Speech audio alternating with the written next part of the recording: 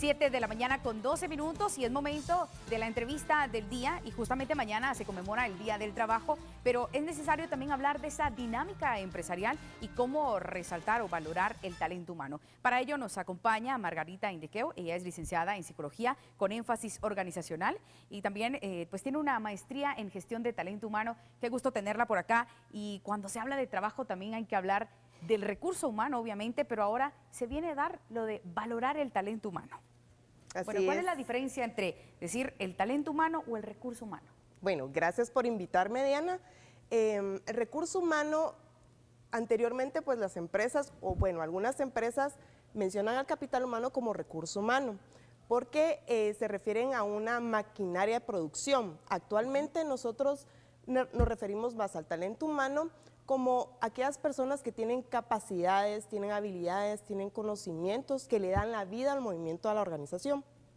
Bueno, ya prácticamente ya no se ve como solo una hoja de vida, sino las competencias con las que cuenta el colaborador o el trabajador o incluso el que se prepara para solicitar empleo, se evalúan esas competencias. ¿Qué ventajas se tiene para la empresa contratar a través de la valoración del talento humano? Al contratar personas competentes, las empresas pues crecen abismalmente y pues su productividad aumenta, ¿verdad? Y pues obviamente no se tiene que capacitar o hacer una gran inversión al momento de que la empresa llegue, que el colaborador llegue a la empresa, más bien el colaborador su inducción es mínima, entonces rápidamente se puede adaptar a la organización. Claro, usted habla de una adaptación y no directamente enseñar a alguien sobre el proceso que se tiene que llevar. Así es, ya posee las competencias técnicas o conductuales, es mucho más sencillo que la persona se pueda adaptar y pueda producir mayor o en cantidades más grandes, ¿verdad? Bueno, y es justamente lo que usted dice, producir en mayores cantidades. Ahora se habla de productividad. Existe las llamadas líneas de trabajo, la gestión por resultados, la valoración de los resultados, y todo se trabaja por meta y cada vez más empresas van incorporando esta línea de trabajo. ¿Esto viene a ser beneficioso o algún momento puede generar conflicto en el mismo trabajador que llega como de cierta manera a colapsar? Ok.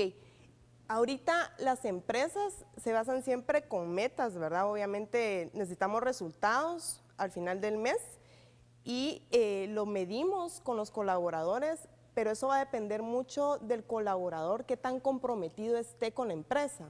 Si un colaborador está comprometido con la empresa es mucho más sencillo que llegue a sus metas. En cambio, un colaborador que no se siente identificado con la empresa, obviamente su nivel de estrés puede aumentar, ¿verdad? Entonces puede colapsar. Bueno, muchas veces se menciona que a veces la disposición o la actitud que se tenga cuenta mucho más que la capacidad. Sí. Esto se refiere a dar ese valor agregado. Ese valor agregado. Sí, a eso nos referimos. Realmente los colaboradores cuando tienen una actitud de compromiso, de un sentido de pertenencia en la empresa donde actualmente trabajan, es mucho más sencillo que sean productivos. Y obviamente les encante trabajar donde pertenezcan, ¿verdad? Bueno, ¿y qué se hace, por ejemplo, cuando quieren pasar a un ascenso?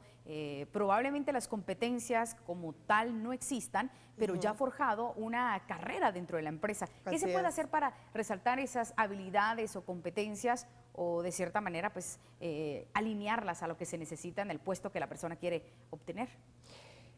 Es bueno medir al colaborador cada cierto tiempo por medio de una evaluación del desempeño, ¿verdad? Dar una retroalimentación, un feedback al colaborador para comentarle cuáles son sus fortalezas y debilidades y de esta manera el colaborador esté consciente de qué tiene que mejorar o cuáles son sus oportunidades de mejora. Siempre existe la motivación, ¿verdad? Que tenemos que propiciar un entorno motivante al colaborador, proporcionando las herramientas y también un espacio físico agradable donde él pueda trabajar de manera cómoda, ¿verdad? También el colaborador definitivamente tiene que tener una motivación interna o una motivación intrínseca, ¿verdad? Que no necesariamente tiene que ser económica. Exactamente, sino que siempre tiene que existir un estímulo que obviamente active al colaborador para ir día con día a su trabajo. Es como dar ese startazo de más, porque obviamente la jornada, el resultado de metas, que en algunos casos puede ser muy positivo y otras veces simplemente no se llega. Necesita darse esta activación constante. Sí, definitivamente él tiene que tener una motivación, un estímulo diario, ¿verdad? Él mismo tiene que tener una estimulación, pero las empresas lo que hacen es propiciar ese ambiente para que el colaborador se mantenga en ese estado. Bueno, usted habla de oportunidades de mejoras, que eso mejora el clima laboral. ¿Cuáles podrían ser esas oportunidades de mejoras? Digamos, el colaborador, si obviamente no se siente cómodo en su área de trabajo y pues las empresas o los líderes le propician, bueno, ¿qué podemos hacer para mejorar, digamos, tu espacio? El colaborador puede acercarse y tener una buena comunicación con su jefe inmediato, pues ahí se puede ver de cierta manera cómo podemos ayudar a los colaboradores para que exista, para solventar esa oportunidad de mejora, ¿verdad? Bueno, en el clima laboral. Y estas oportunidades de mejoras, todo se da a través de entablar el diálogo, es decir, con los jefes y el colaborador o el trabajador. ¿Podría ser una oportunidad de mejora el tener acceso a estudiar? Por ejemplo, el permiso, puedo venir más temprano, puedo retirarme antes para poder cumplir con una jornada de estudios, porque muchas veces esto es lo que limita a un trabajador. Exacto. Lo que sucede aquí es que dependiendo las políticas de la empresa, ¿verdad? O la negociación que se dé desde el momento de la contratación, es que se vienen esas negociaciones y puede hablar uno con el colaborador. La idea del estudio también hace que en empresas crezcan los colaboradores y obviamente la empresa va creciendo con ellos, pero sí es importante el diálogo, como usted mismo menciona, la comunicación que se pueda tener con el colaborador diariamente, ¿verdad? Para saber qué piensa, qué siente y cómo se siente en su área de trabajo. Bueno, ahora que viene el marco del Día del Trabajo, pues se habla de los derechos del trabajador, pero también hay que hablar de esas responsabilidades que se debe de tomar. Es un ganar y ganar para que ambas partes estén satisfechas y se mejoren los resultados de la empresa. Definitivamente un trabajador frustrado puede ser el enemigo número uno para llegar a esos resultados. ¿Cómo detectamos a esa persona que está entrando en ese estado de frustración y que no nos da ese porcentaje de más? Porque no necesariamente tiene que caerse al despido, sino tiene que haber otra manera de análisis. Correcto.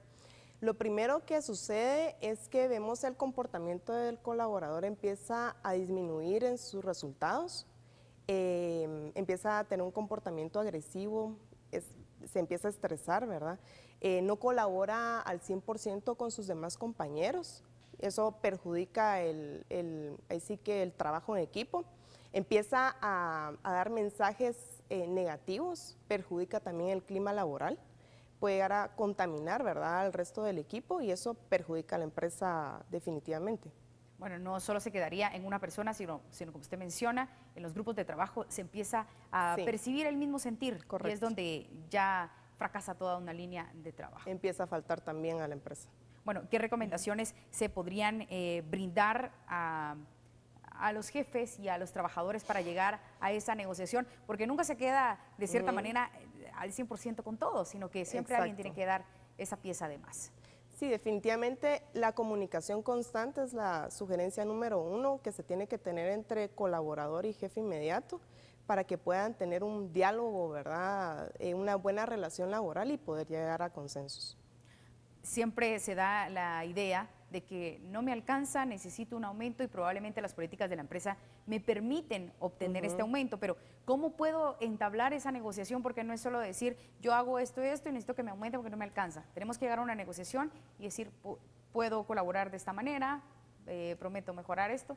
¿Esto es parte de una negociación de las oportunidades de mejora? Sí, es parte de una negociación, pero recordémonos que al momento de la contratación es bueno tener las reglas claras para que el colaborador sepa en dónde va a trabajar y a qué se está teniendo, ¿verdad? Entonces, desde ese momento debemos empezar la negociación con el colaborador. Bueno, a 6 meses, pues tú terminas tus estudios en graduarte, pues te vamos a aumentar, ¿verdad? Claro. O pues cumpliste 2 años en la empresa, hay un tanto por ciento, ¿verdad?, que te podemos aumentar. Eso va a depender mucho de la política de la empresa. Cuando habla de las políticas de las empresas, hay empresas que ya determinan al momento de la contratación, se dice el periodo de contrataciones por 3 años y así usted dé los rendimientos o resultados a los 3 años, simplemente viene esa política de renovación de recurso humano. Talento humano. Del talento humano, del talento humano. ¿Cómo puede darse esto? Esto es justamente para mejorar, para mantener la calidad de emprendimiento de la empresa. Sí, y a la vez que crezcan mutuamente, ¿verdad? Porque la empresa va creciendo con el colaborador. Entonces el colaborador, bueno, puede decir, son 3 años los que estoy yo aquí, ¿verdad? Pero puedo dar un valor agregado, puedo dar más de mí, entonces puedo crecer con la empresa. Y eso definitivamente se ve en el comportamiento de las personas. Porque se dice que los trabajadores renuncian no a los trabajos, sino a los malos jefes. Es cuestión de las presiones, de no poder llegar a esa negociación. No hay malos jefes, ¿verdad? No hay malos jefes. Lo que hay que tratar es tener una buena relación laboral, ¿verdad? El clima laboral es importantísimo y no solo lo hacen los jefes, también los colaboradores.